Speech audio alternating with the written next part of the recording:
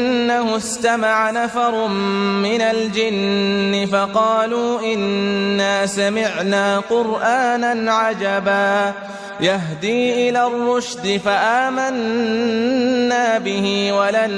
نشرك بربنا أحدا وأنه تعالى جد ربنا ما اتخذ صاحبة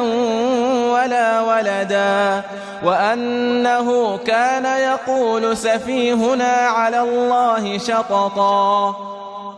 وأنا ظننا أن لن تقول الإنس والجن على الله كذبا وأنه كان رجال من الإنس